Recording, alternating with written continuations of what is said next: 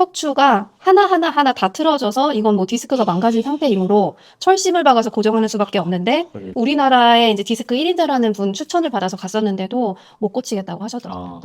엑스레이나 이런 거 보지도 않고선 나을 수 있어 이렇게 말씀하시더라고요. 언제 났습니까? 라고 여쭤봤더니 어느 날 갑자기 펴질 것이다. 뭐예요 이게? 정말 어느 날 갑자기 펴졌어요.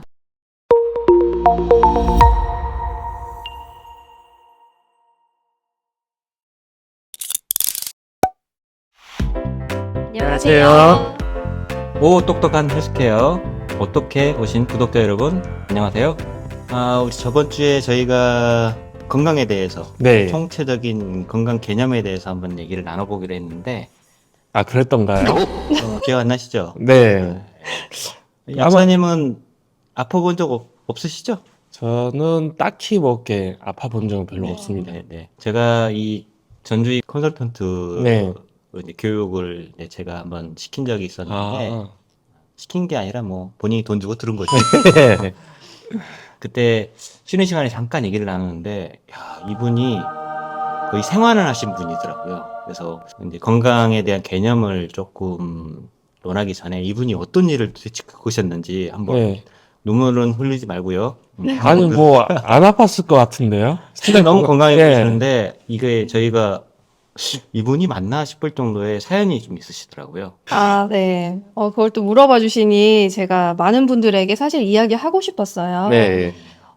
왜 그러냐면 우리가 자연스럽게 살아간다고 생각하는데 하루하루가 죽고 깨어남, 생존의 연속이에요. 그렇죠. 네, 그러던 와중에 제가 여러 번 죽다 살아났는데 처음으로 이런 건강 쪽에 관심을 갖게 된 계기가 네. 병원에 갔는데 병원에서 고칠 수 없다는 말을 들어서였어요. 그 첫 번째 에피소드는 제가 계단을 막 뛰어 올라가다가 넘어졌었는데 그때 무거운 짐을 들고 있어서 아마 하중 굉장히 많이 받았는지 넘어지는 순간 무릎이 모서리에 탁 부딪히면서 골반이 탁 틀어졌나 봐요. 근데 그걸 모르고 무릎이 너무 아파서 못 일어나고 허리가 좀 아프다. 근데 20대였었기 때문에 그냥 다녔어요. 근데 그러다가 갑자기 골반과 이 네. 갈비뼈가 확 음. 틀어져서 걷지도 못하고 눕지도 앉지도 못하는 상황이 돼버렸어요. 병원에서 진단은 어떻게 받으셨어요?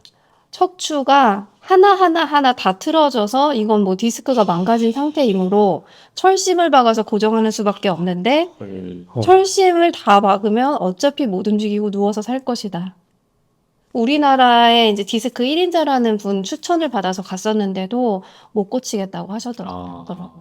그래서 그러면 거의 그런데 지금 어떻게 이렇게, 아, 네. 그때가 2000년대 초반이었었는데 카이로프락틱이 우리나라에서 아, 굉장히 네네네네. 배척받던 시기였어요. 아, 근데 그때 굉장히 운이 좋게 잘 하시는 카이로프락틱 치료사를 만나서 그분은 엑스레이나 이런 거 보지도 않고선 나을 수 있어 이렇게 말씀하시더라고요.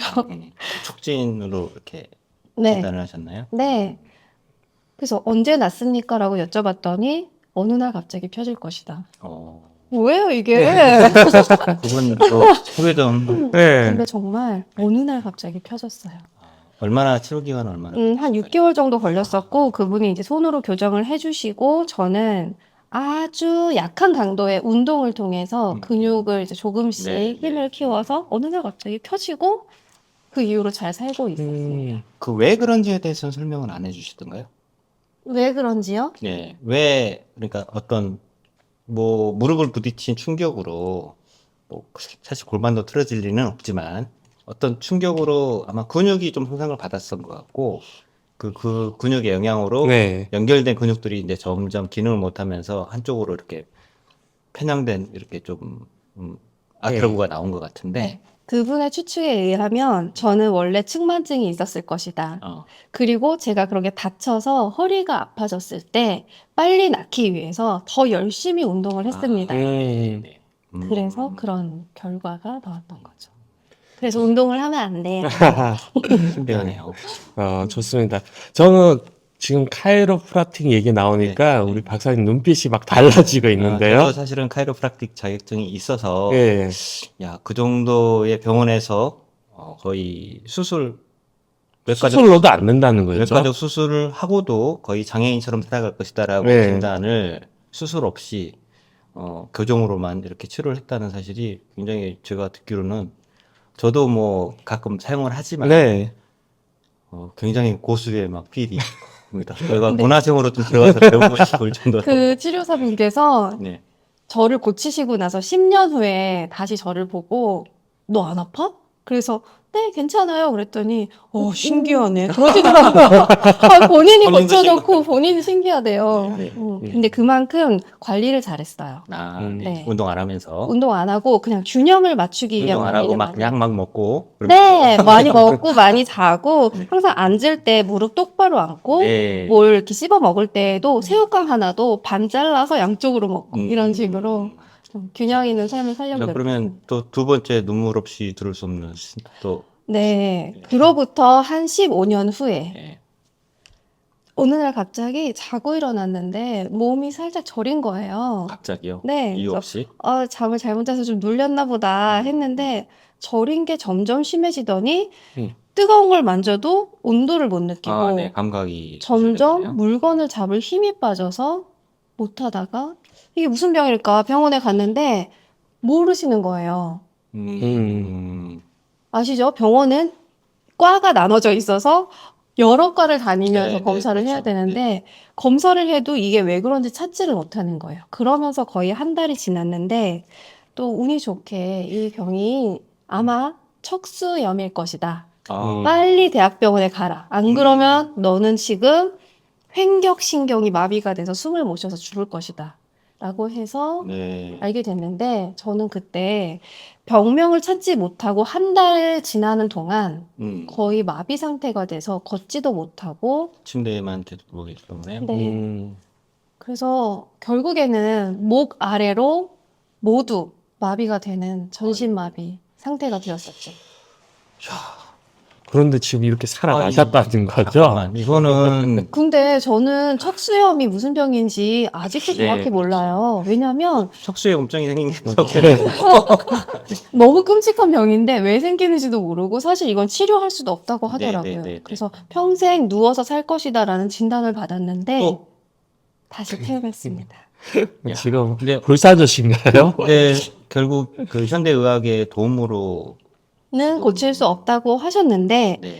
제가 그때 겪었던 것이 더 이 병에 대해서 심각하게 받아들이면 빨리 마비가 돼서 죽을 거라는 거예요. 그래서 스트레스 받을 수가 없고 걱정도 할 수가 없고 맞습니다. 나는 나을 거야. 분명히 이걸 겪는 이유가 있을 거야. 이렇게 좋게 생각할 수밖에 없었어요. 마인드 컨트롤. 네, 근데 그렇게 마음을 다 놓고 외부의 것을 신경 쓰지 않는 상태에서 몸이 회복이 되는 거예요. 그리고는 지금 계속 유지가 잘 되시는 거죠. 그 전보다 훨씬 건강하게 살고 있죠. 예. 운동도 안 하고 마음 편하게. 마음 네. 먹으면서 제가 오늘 이제 녹화 주제가 사실은 이제 건강이라는 것에 대한 건데요. 지금 얘기를 해주신 부분이 제가 말씀드리고자 하는 부분하고 상당히 유사합니다. 네.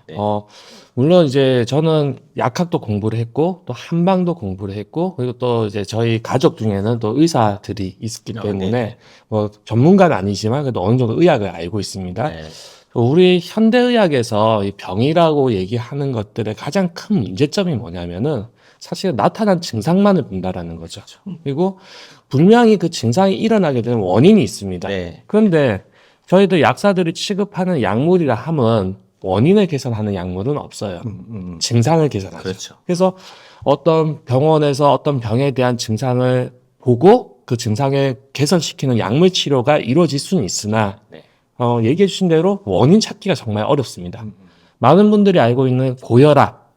그 고혈압이라는 진단 앞에는 뭐가 붙냐면 본태성이라는 말이 붙어요. 그래서 본태성 고혈압. 이게 이제 정확한 진단명인데 본태성은 무슨 뜻이냐? 원인을 모른다는 뜻이에요. 그러니까 현대의학의 가장 큰 문제점이죠.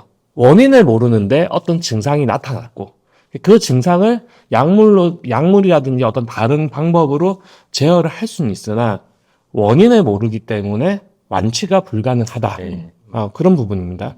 근데 이제 저는 그 원인이 도대체 뭘까라고 했을 때 방금 얘기해 주신 것처럼 사람이 살아가는 데 있어서 우리는 끊임없이 생각을 하고 그 생각이 지나치게 되면 스트레스 작용합니다. 결국 살아가는 데서 수없이 받게 되는 그 스트레스로 인해서 우리 몸에는 스트레스를 받은 거를 나타내는 물질이 생긴다는 거죠. 네. 흔히 쉽게 얘기하면 어떤 독소라는 그렇죠. 개념을 생각할 수 있는데 그 독소가 많아지면은 지금처럼 신경이 마비가 되고 척수염이 생기는 어떤 증상들을 일어나게 됩니다. 물론 이제 다른 분들은 이렇게 심각한 경우가 아니라 뭐 가볍게 대사증후나 뭐 다른 질병들로 나타날 수도 있겠지만 심각하신 분들은 암으로도 갈 수가 있겠죠. 그래서 저는 건강이라는 거는 사실 정신적인 문제에서 오는 것이다라고 보고 있고요. 그래서 우리가 마음 편하게 사는 것이 사실은 건강한 거다. 이게 건강에 대해서 얘기를 하자면은 우리가 3박 4일을 얘기해도 끝이 안 납니다. 하지만 오늘은 두리뭉실하게 총평을 하는 거기 때문에 제가 얘기하고자 하는 건강은 일단 마음이 편해야 건강하다. 이렇게 말씀드릴 수가 있겠네요. 우리 어른들이 흔히 뭐 잘 먹고 잘 싸고 잠 잘 자고 네, 그렇죠. 마음 편하면 그게 최고의 건강이지. 야, 이게 이렇게 말씀하시는 게 다 지금 원리에 다 녹아져 있는 거네요. 네, 맞습니다. 저기 네 가지 다 잘 되시죠? 그럼요. 뭐 살아나신 분 유령 아닌가? 근데 좀 의심이 드네. 아, 그런데 신기하게도 그렇게 나아가는 과정에서 음. 제가 완전히 모든 것이 마비된 상태에서 이렇게 정상을 회복하기까지 네. 아기가 태어나서 성장하는 것과 같은 거를 겪었어요. 본인이 네. 그러다 보니까 제가 공부하지 않았음에도 불구하고 음. 근육과 신경들이 어떻게 연결이 돼서 작용이 되는지 느낄 수가 있더라고요. 정말 대단한 경험인데요. 네. 그래서 나쁜 게 몸에 들어왔을 때 먹는 것도 스트레스도 마찬가지. 그랬을 때 내 몸의 반응을 섬세하게 느끼게 되니까 음. 이거를 관리하게 되더라고요. 음. 그래서 좋은 거 먹고 기분 좋게 생활하고 네. 잘 자고 이렇게 된 거예요. 뭐 더 이상 뭐 저희가 앉아서 할 얘기가 없는 것 같아요. 네. 몸소 체험하신 분이 이렇게 아주 총체적으로 오늘 사실은 저희가 나누고 싶었던 얘기의 요지가 이거거든요. 저는 늘 이제 건강이란 거를 인트로 영상에도 제가 잠깐 설명을 드렸지만 몸과 마음 그거를 또 에너지를 만들어서 움직이게 하는 영양 그거를 총체적으로 관할하는 뇌 네. 이게 모든 것들이 다 균형 있게 잘 돌아가야 건강하다고 얘기를 할 수 있는 건데 그게 사실 말씀하신 것 중에 모든 것들을 다 함축하고 계신 것 같아요. 제가 일반적으로 강의를 가면은 제가 항상 질문을 하는 게 있습니다. 자, 여러분 코로나19 걸리신 분 그러면은 막 손들어요. 네. 저요 저는 3번 걸렸어요. 이러신 분도 계시고요. 자, 그러면 한 번도 안 걸리신 분 하면은 막 또 자신 있게 손들어요. 자, 그러면 다른 분한테 제가 여쭤봅니다. 이 두 분 중에 누가 더 건강하신 분 같아요? 라고 물어보면 사람들은 한 번도 코로나를 안 걸린 분들이 건강하다고 이렇게 그럴 수 답을 있겠죠. 하시는데 네. 제 생각은 달라요. 아, 코로나 바이러스가 우리 몸에 들어와서 그거를 이제 큰 중대 질환으로 가지 않고 네. 어떤 뭐 약을 먹어서든 휴식을 해서든 이렇게 회복이 됐다는 거는 회복력이 있다는 말이고 회복 탄력성이 좀 뛰어나다고 표현할 수가 있죠. 네. 그리고 면역도 업그레이드 됐기 때문에 이제 비슷한 류의 한번 우리가 바이러스 침투를 해서 극복을 하면 그거는 항체가 생겨서 평생 기억을 하지 않습니까? 면역이. 근데 한 번도 안 걸리신 분, 10년 동안 한 번도 감기나 독감을 안 걸리신 분들은 면역의 버전이 업그레이드가 안 된 아주 옛날 버전. 그러니까 그런 측면에서 봤을 때 누가 건강하냐라고 물어볼 때는 저는 훨씬 업그레이드가 되신 분들. 여기 걸려서 잘 극복하신 분들이 건강한 상태다라고 이렇게 항상 강의 초두에 설명을 드리는데 네. 다 의아해 하세요. 에이 뭐 그래도 감기 안 네. 걸리고 독감 저도 지금 막 좀 의아해지고 있습니다만. 그러니까 네. 면역적인 측면에서는 또 그렇게 얘기할 수도 있지만 네. 또 아마 그렇게 안 걸리신 분들은 면역이 워낙 강해서 사실은 감염이 됐음에도 불구하고 증상 없이 넘어간 무증상으로 네. 들어가신 분들도 꽤 있을 거예요. 네. 그분들은 정말 건강하다고 할 수 있죠. 근데 단순하게 2개만 놓고 봤을 때는 제가 한 번도 10년간 뭐 감기나 독감에 안 걸리신 분이 훨씬 좀 위험하다.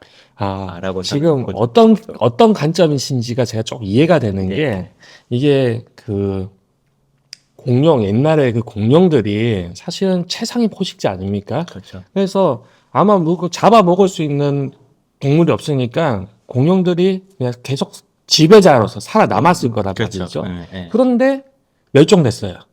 대신에 그 공룡들한테 먹혀 살던 약한 애들은 그렇죠. 그냥 살아남아서.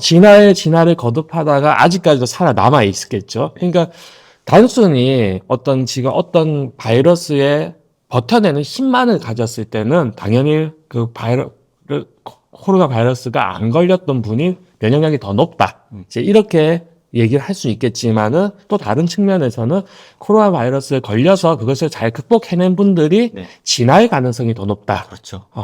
상당히 의아했었는데 유레카로 바뀌었습니다. 그래요? 예. 역시 박사님이신데요. 제가 이 정도는 합니다. 예. 예, 좋습니다. 자, 그러면은 오늘 이제 건강에 대한 총론은 진짜 새로운 얘기를 듣고요. 저는 회복 탄력성. 그러니까 살다 보면 안 아프고 병에 안 걸릴 수는 없어요. 뭐 설사라도 걸릴 수 있고, 뭐 감기도 걸릴 수 있고, 독감도 걸릴 수 있는데 같은 뭐 옆집에 사는 누구와 내가 걸렸는데 옆집에 사시는 분은 한 달째 그 질환 때문에 고생을 하고 있는데 네. 나는 한 2, 3일 아프고 툴툴 털고 일어났다. 이제 그렇게 단순하게 생각하면 훨씬 후자가 건강하신 편이잖아요. 그렇죠. 그래서 이 건강은 병에 안 걸리는 것이 중요한 게 아니라 병에 걸리더라도 빨리 회복할 수 있는 뭐 그게 면역이든 영양이든 어떤 근골격이든 그런 쪽인 균형을 아주 잘 갖춘 상태면은 어떤 질환이 와도 중병까지 가지 않고 건강하게 잘 지낼 수 있다. 저는 네. 이 점을 강조드리고 싶어서 네. 제가 이런 예를 가끔 드는 겁니다. 그럼 오늘 개인적으로는 되게 의아했던 부분들을 이 김동건 박사님의 유레카적인 그런 어떤 새로운 관점에서 제가 좀 이해를 하게 됐고요. 이 부분은 다음번에 네. 좀 심도 깊게 한번 그렇죠. 저희가 네. 대화를 나눠봐서 티키타카를 좀 네. 해봤으면 좋겠습니다. 전 컨설턴트님 극복기도 한번 자세히 한번 더 네, 아주 흥미로워요. 네, 네. 사실은 박사님의 주제죠. 카이로프라틱. 여기 대해서 과연 이 불사조를 어떻게 살렸는지에 대해서도 제가 궁금하고요. 또 한 가지는 아까 분명히 이제 식사 조절을 아무 음식을 막 먹는다 했단 말이죠. 근데 사실 시청자분들은 그렇게 아팠던 사람이 좋아질 수는 있어. 하지만 더 나빠지지 않기 위해서 관리를 할 거야라는 의심을 분명히 하실 수도 있어요. 그래서 우리가 얘기를 할 때도 뭐 좋은 음식이 있고 나쁜 음식이 있다 이런 얘기를 하는데 그렇죠. 네. 그 부분에 대해서 좀 얘기를 네. 나눠봤으면 좋은 좋겠습니다. 주제가 될 것 같습니다. 네. 할 말이 많습니다. 우리 어른들이 아까 말씀드렸지만 잘 먹고 잘 싸고 잠 잘 자고 또 뭐 했죠?